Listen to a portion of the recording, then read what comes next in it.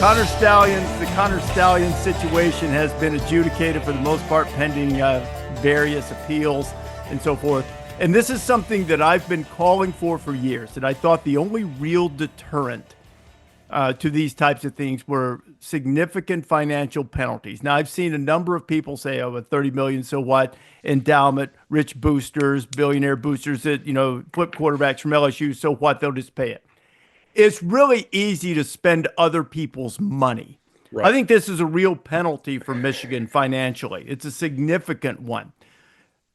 If it's a one-off, maybe people are right.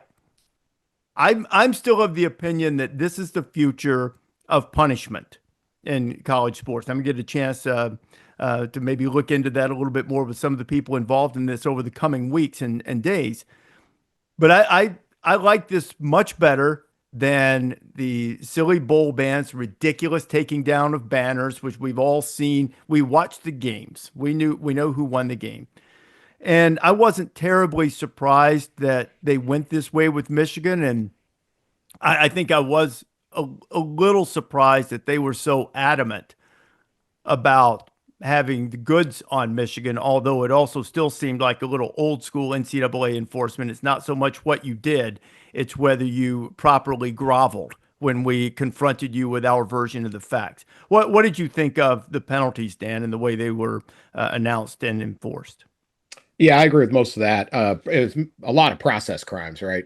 Mm-hmm. Yeah, you deleted the text messages, but then we found them anyway or whatever. I mean, other than the throwing the phone in the pond, that was really the highlight of the entire thing. There's already the Ohio State scuba team has descended on all of the lakes surrounding Ann Arbor. They're searching for this phone. I'm just saying, there's a lot of lakes in Michigan. This is the problem. This would be a lot better if this is Arizona or something. Like, you're going to be a lot of lakes to look for this Connor Stalions phone. So I have kind of a nuanced position on it. I always thought this was overheated. I didn't really think there was that much of an advantage gained by what Connor Stalions was doing, because they all steal the phone, all steal the signs. It's not like the Astros where you have one team, clanking the, hitting the garbage can. This is so ingrained in the sport. You have four guys dressed in ridiculous outfits doing, all these crazy signals, and they're holding up these boards. Everyone steals the sign. He just stole a little bit extra. He was a little over the top on it. So I thought it's a huge scandal. They should be punished. Absolutely. Connor Stalions broke the rules, but I never thought that this is like Michigan cheated. The only reason they won was because this guy was stealing the final couple things. Amen. That's to me it wasn't that big of an advantage because they all steal the signs in other ways. Now, Michigan fan will cheer me on that. This is where they probably would not. These penalties are, I thought, ridiculous. First off, also, Jim Harbaugh should stand up and talk. Jim Harbaugh is Mr. Michigan man. He spent his whole career talking about Michigan man. Other than Shem Beckler, he's probably the most significant figure in the program's history. I mean, he played there. He grew up there. His dad coached there. He coached there. And for him to not, I know it's an unfair process, or it's not going to do any good, or I'm at the Chargers. You can't just skip town. You should stand up, go to the hearing, defend your program, come out now and talk about, look, this is what happened. This is what I knew. That whole bit, I thought that's a bad look for Jim Harbaugh. These penalties, though, yeah, the fine is significant. This is all they've got. I mean, if they weren't going to postseason ban this team for an on-field scandal, then they're never, ever going to do it. I mean, they literally said we should ban this team from the postseason, but then our other parts say, don't do that. We're not doing that. So they're at odds with themselves. And I mean, the idea that the fine is good, but the idea that Sherrone Moore gets to pick which games he's suspended, like, what is this? Like, he gets to pick games 3 and 4 because he really wants to coach Oklahoma against Oklahoma, his alma mater. Like, what are we doing? Niceties? Did you break the rule or not? So you either come in and say, Sherrone Moore's got to sit for 3 games and it's 1, 2, 3. You did this. Or you say, look, he deleted it, but he didn't really delete it because we got it. Like, what's the word delete mean? It's not that big of a deal. So I thought the punishment to Moore really showed how, more than anything, how weak and just toothless the NCAA is, that they're sitting there saying, you pick your game. You broke these rules. We're going to write really mean things about you in this finding. but you choose your punishment. You don't tell the kid which night of the weekend you want to be grounded for. Mhm. The difference is he won't be able to coach during the week, which is different from some of the previous suspensions that they've endured More at Michigan. significant than Harbaugh's previously. Yeah. Right. So, and I wonder if, in mitigating this punishment, if, saying it had to be served 1, 2, 3, that it took him out of the mix more than they intended. But I think the primary factor was exactly what you said is, Michigan, Oklahoma. I like Sherrone personally. It doesn't have anything to do with what the punishment should be just because I happen to like someone. But I am glad on a personal level that he's getting to do that, to coach against Oklahoma. That'll be meaningful to him. He, had a good career there and was, was a team leader, despite the fact that he wasn't always on the front lines as a star, as an offensive lineman. But, I'm glad for that. But I tend to agree with you. The other one I didn't understand is, okay, we're going to also make him do it in 2026, with the first game. That makes no sense. Yeah. I mean, I agree with one of two things. If you felt like it was too punitive to do it in the early season because they're developing the team, and that was a little bit farther than you wanted to go, then say it's 3, 4, 5 or 2, 3, 4 or whatever, but get it over with, get it done. If you didn't, then I would agree with you. Go ahead and do it at the beginning, and that's it, regardless of where he might have played or his desire to coach in a particular game. But I can find no reason to extend it to the following year except for an attempt to continue to keep this punishment in the spotlight, which might well have been their intention. To say, okay, we're going to remind you one more time that you broke the rules. And I said this on game day the morning of. Dan, I agree with everything you said. If you don't look, if somebody's stealing your signs, get better signs. However they got them.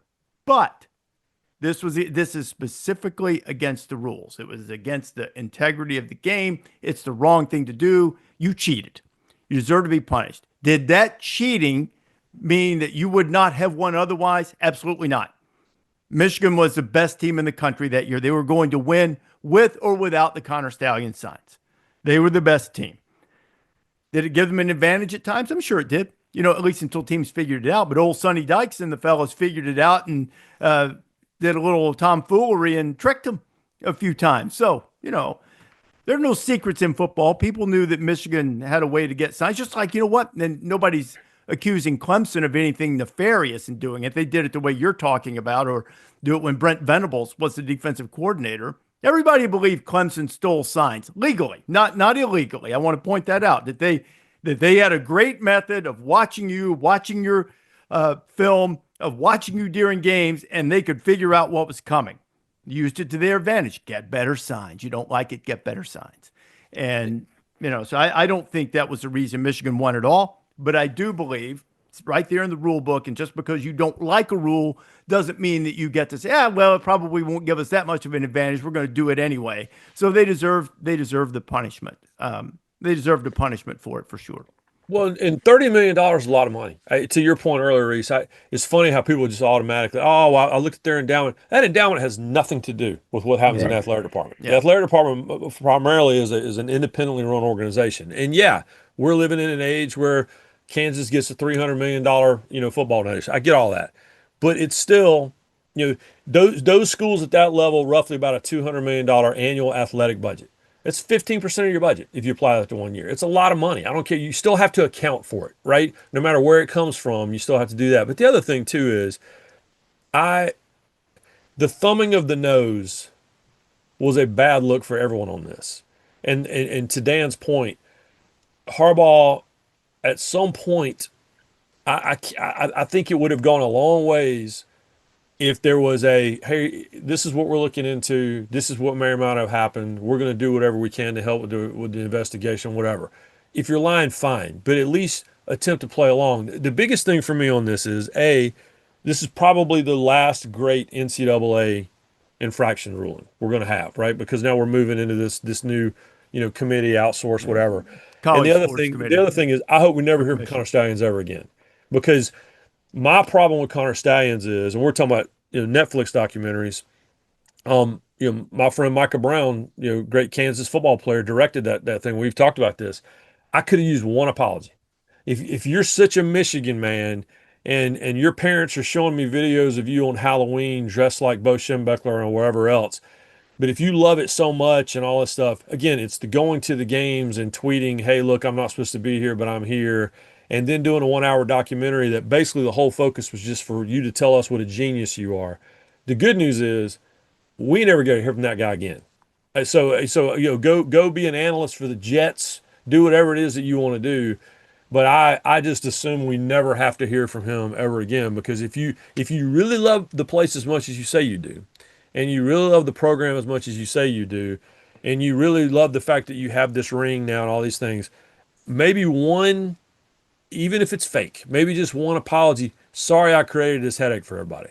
Sorry I constructed this asterisk for everybody instead of spending my time trying to tell me all the time what a genius you are and that I should be impressed with what you did, because I'm not. Because the reality is, congratulations on your spreadsheets.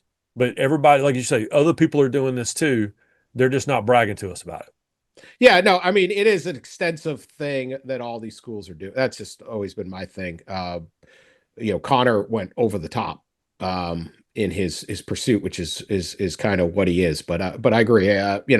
He could discuss that or whatever. If I was an NFL team, I would jump at hiring Connor Stalions, though, because the real skill is the cat and mouse game. How quickly you can pick it up, how quickly you can, you can watch them steal the signs in real time. Anytime a team runs, it's usually the offense trying to get the defense to call their play soon. How many times have you seen an offense run up to the line of scrimmage? Everybody looks over to the right and they read whatever the sign is. It's like, a SpongeBob SquarePants or whatever, and a Nike symbol, and and then the defense makes a move, and they're panicked, they're yelling cover 2 or something, and they move, and then the ball doesn't get snapped, and then the offense looks over. They've got the defense right where they want. You can watch them steal the signs and use the signs in every single game you watch in college football. It wouldn't be this elaborate of a protection and all the different things they do if it wasn't anywhere. That was my biggest thing with this. I thought this was a misdemeanor, not a felony, but I thought it was handled in poor ways by all sorts of people. And I agree with some of Ryan's points there. I would also like to take this opportunity to promote the 2040 first college football season edition of the Ryan McGee, Marty Smith podcast, where new Michigan head coach Connor Stalions will be the guest. They'll go over his manifesto, and Ryan will talking season. Yeah, that's also when that's when Harbaugh gets out of his show cause too, I think. Yeah, no, that's I can't imagine if you really love your school as much as you say that you do. If you really love UMass, if you really love Bama, if you really love Tennessee, I just can't imagine creating like this perpetual pain in the butt. And then, never even, not even apologizing to like one player about it. That part of it is just that's kind of all I need to know about the guy. Guys, this has been fun. Looking ahead to actual games on the field, the closing of the era of the NCAA sanctions, at least enforcement aspect before the new one with Michigan and the Ballyhoo case, and the Wolverines will be on the field, putting all of this behind them in short order. Thanks for listening to the College Game Day podcast. Download this wherever you prefer to get your podcast, or better yet, subscribe, and you will never miss an episode.